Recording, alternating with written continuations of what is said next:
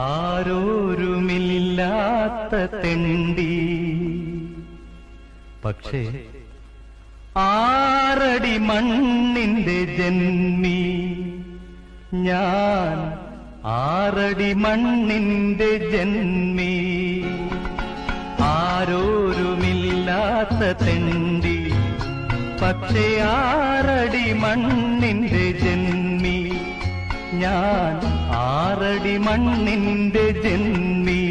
മണ്ണിൽ വന്നു പിറന്ന നേരം ഈ മണ്ണിന്റെ പട്ടയം പതിച്ചു കിട്ടി.